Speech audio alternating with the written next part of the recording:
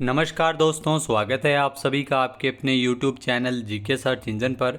तो दोस्तों, आज के इस वीडियो में हम बात करेंगे आरपीएससी ईओआरओ एग्ज़ाम से रिलेटेड 10 महत्वपूर्ण क्वेश्चन की। पूरा वीडियो बहुत ध्यान से देखना। वीडियो के एंड में मैं आपसे एक क्वेश्चन भी पूछूंगा जिसका आंसर आप सभी को कमेंट बॉक्स में देना है। तो चलिए शुरू करते हैं। कल के वीडियो में मैंने आपसे जो क्वेश्चन पूछा था वो था राजस्थान नगरपालिका अधिनियम 2009 की किस धारा में मजदूरों को बुलाने या उनकी छुट्टी करने के लिए सायरन का उपयोग है वो किया जा सकता है। जी हाँ दोस्तों, ऐसी कंडीशन में धारा 283 के तहत है वो सायरन का उपयोग किया जा सकता है। डी ऑप्शन यहाँ पर बिल्कुल सही था। जिन दोस्तों ने डी ऑप्शन कमेंट बॉक्स में सही जवाब दिया था उनको हार्दिक शुभकामनाएं।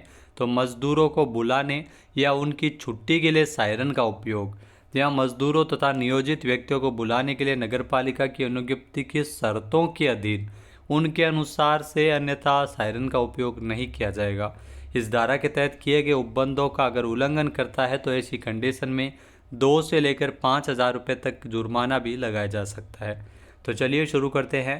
पहला क्वेश्चन है, राजस्थान नगरपालिका अधिनियम 2009 की किस धारा में नगरपालिका के कार्यालय का निरीक्षण करने की शक्तियों का उल्लेख किया गया है? जी हाँ दोस्तों, राजस्थान नगरपालिका अधिनियम 2009 की धारा 311, यहाँ धारा 311 के तहत नगरपालिका के कार्यालय का निरीक्षण करने की शक्तियों का उल्लेख है। आइए जानते हैं इम्पोर्टेंट फैक्ट्स।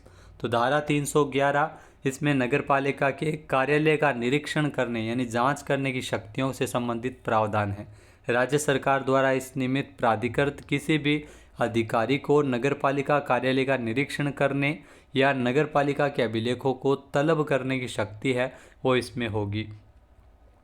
नेक्स्ट है, राजस्थान नगरपालिका अधिनियम 2009 के अनुसार राज्य सरकार नगरपालिका के आदेश को किस आधार पर निलंबित कर सकती है? जी हाँ दोस्तों, राज्य सरकार है वो नगरपालिका के आदेश को, इसमें अलग अलग कंडीशन है। पहली है लोक अहितकारी, जो बिल्कुल सही है। दूसरा है जनता के लिए हानिकारक, तो ये भी सही है। फिर है किसी अशांति को बढ़ावा देने वाला हो तो उस कंडीशन में भी, यानी कि तीनों ही इसमें सही है। डी ऑप्शन इसका बिल्कुल सही हो जाएगा। आइए जानते हैं इम्पोर्टेंट फैक्ट्स।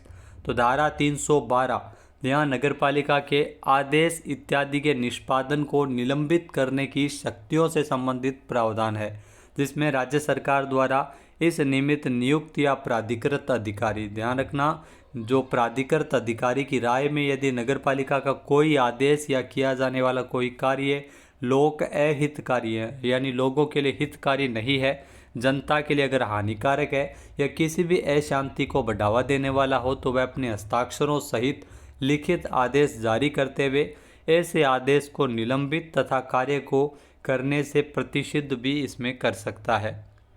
नेक्स्ट है, राजस्थान नगरपालिका अधिनियम 2009 के अनुसार जनता की स्वास्थ्य तथा सुरक्षा से संबंधित ऐसा कोई कार्य जिसे करने के लिए नगरपालिका सशक्त हो, आपातकालीन स्थिति में उस कार्य को करने के लिए कौन व्यवस्था करता है? तो आपातकालीन स्थिति में जिला मजिस्ट्रेट उस कार्य को करने के लिए व्यवस्था करता है, यानी कि डी ऑप्शन यहाँ पर बिल्कुल सही है। यह दिया गया धारा 313 के अंतर्गत। आइए जानते हैं इम्पोर्टेंट फैक्ट्स। तो धारा 313 इसमें आपात की दशा में असाधारण शक्तियों से संबंधित प्रावधान है, जिसमें जनता की स्वास्थ्य तथा सुरक्षा से संबंधित ऐसा कोई कार्य जिसे करने के लिए नगरपालिका सशक्त हो, आपातकालीन स्थिति में जिला मजिस्ट्रेट उस कार्य को करने के लिए व्यवस्था कर सकता है तथा नगरपालिका को यह निर्देश भी दे सकता है कि इस कार्य के लिए नियुक्त व्यक्तियों को समुचित पारिश्रमिक का तत्काल संदाय उन्हें किया जाएगा। नेक्स्ट है, असुमेलित विकल्प का चयन कीजिए। जी हाँ, इसमें अलग अलग विकल्प है। धारा से रिलेटेड अपने को असुमेलित यानी गलत विकल्प का चयन करना है। पहला है कि धारा 315 सार्वजनिक संक्रमणों के निष्पादन के लिए अभिकरण, जो बिल्कुल सही है। फिर है धारा 313 आपात की दशा में असाधारण शक्तियाँ, ये अभी पढ़ा, ये भी बिल्कुल सही है। फिर है धारा 312 नगरपालिका के आदेश आदि के निष्पादन को निलंबित करने की शक्ति, तो ये भी बिल्कुल सही है, यानी इसमें सारे ही विकल्प सही सुमेलित है। आइए जानते हैं इम्पोर्टेंट फैक्ट्स। तो धारा 315 सार्वजनिक संक्रमणों के निष्पादन के लिए अभिकरण, 313 आपात की दशा में असाधारण शक्तियाँ और 312 नगरपालिका के आदेश आदि के निष्पादन को निलंबित करने की शक्ति। नेक्स्ट है राजस्थान नगरपालिका अधिनियम 2009 की धारा 327 के अनुसार किसका आदेश अंतिम और नगरपालिका पर बाध्यकारी होगा। यहाँ दोस्तों राजस्थान नगरपालिका अधिनियम 2009 की धारा 327 के अनुसार राज्य सरकार और यथापूर्वोक्त अधिकारी का जो आदेश है वो अंतिम और नगरपालिका पर बाध्यकारी होता है, यानी कि डी ऑप्शन यहाँ पर बिल्कुल सही है। आइए जानते हैं इम्पोर्टेंट फैक्ट्स।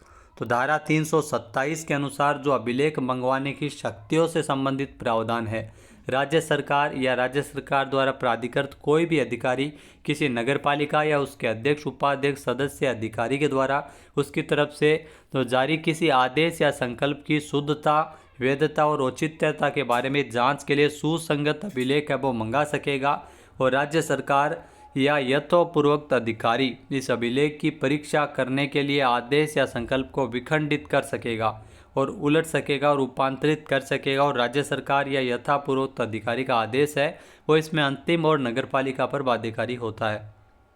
नेक्स्ट है राजस्थान नगरपालिका अधिनियम 2009। जहाँ 2009 के संबंध में सही विकल्प का चयन करना है। इसमें अपने को विकल्प दिए गए हैं। तो पहला जो कथन है, नगरपालिका की जो सरकार की नगरपालिकाओं की उपविधियों तथा नियमों को रद्द या रूपांतरित करने की शक्ति धारा 324 में है। तो यहाँ पर यह गलत है क्योंकि 324 में नहीं है, ये दिया गया है 325 में। फिर है राज्य सरकार नगरपालिका द्वारा जारी किसी भी नियम या विधि को राजपत्र में प्रकाशित कर पूर्णतः भागतः निरसित या रूपांतरित कर सकेगी। तो ये यहाँ पर कथन सही है। इसमें दो कथन थे, इसमें केवल दूसरा ही कथन अपना सही है, बी ऑप्शन यहाँ पर बिल्कुल सही है। आइए जानते हैं इम्पोर्टेंट फैक्ट्स। तो सरकार की नगरपालिकाओं की जो उपविधियों तथा नियमों को रद्द या रूपांतरित करने की शक्ति धारा 325 में है।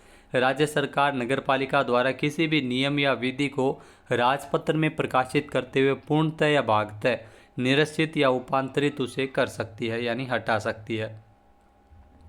नेक्स्ट है राजस्थान नगरपालिका अधिनियम 2009 की किस धारा में नगरपालिका और नगर सुधार न्यास नगर विकास प्राधिकरण या अन्य किसी कानूनी बोर्ड के बीच विवाद का उल्लेख मिलता है। यहाँ दोस्तों ये धारा 324 के अंतर्गत दिया गया है, यानी कि सी ऑप्शन यहाँ पर बिल्कुल सही है। आइए जानते हैं इम्पोर्टेंट फैक्ट्स।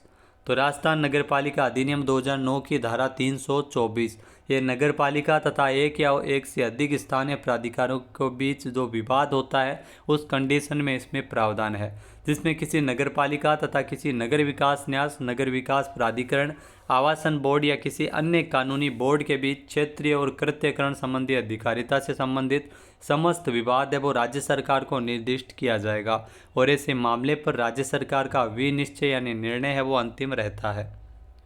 नेक्स्ट है राजस्थान नगरपालिका अधिनियम 2009 के अनुसार इस अधिनियम के तहत राज्य सरकार की मंजूरी, अनुमोदन या सहमति अपेक्षित है। ऐसी जांच करने वाले अधिकारी को इस प्रयोजनार्थ कौन सी शक्तियां प्राप्त होती है। तो इसमें सिविल प्रक्रिया संहिता 1908 के अधीन न्यायालय को प्राप्त शक्तियां हैं वो इसमें प्राप्त होती है, यानी कि ए ऑप्शन यहाँ पर बिल्कुल सही है। आइए जानते हैं इम्पोर्टेंट फैक्ट्स। तो धारा 317 में दिया गया है, जिसमें नगरपालिका मामलों की सरकार द्वारा जांच के संबंध में प्रावधान है कि राज्य सरकार अपने द्वारा प्राधिकृत अधिकारी से ऐसे मामलों की जांच करवा सकेगी जिन मामलों में इस अधिनियम के तहत राज्य सरकार की मंजूरी, अनुमोदन या सहमति अपेक्षित है। ऐसी जांच करने वाले अधिकारी को इस प्रयोजनार्थ वही शक्तियां प्राप्त होगी जो सिविल प्रक्रिया संहिता 1908 के अधीन न्यायालय को प्राप्त होती है। नेक्स्ट क्वेश्चन है राजस्थान नगरपालिका अधिनियम 2009 के अंतर्गत कर्मचारी वर्ग के नियोजन में अपव्यय को यानी फालतू खर्चे को रोकने की शक्ति किसके पास होती है। तो ये राज्य सरकार के पास होती है शक्ति धारा 318 के तहत, यानी कि बी ऑप्शन यहाँ पर बिल्कुल सही है। आइए जानते हैं इम्पोर्टेंट फैक्ट्स।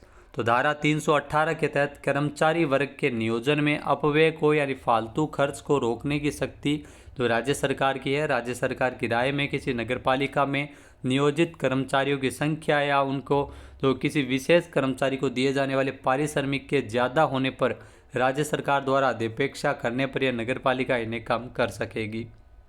नेक्स्ट है राजस्थान नगरपालिका अधिनियम 2009 की धारा 323 के अनुसार यदि विवाद उसी जिले की नगरपालिका या किसी पंचायत से हो तो उस विवाद पर संज्ञान कौन लेता है। तो ऐसे विवाद पर संज्ञान है वो जिला कलेक्टर लेता है। ए ऑप्शन यहाँ पर बिल्कुल सही है, धारा 323 के तहत।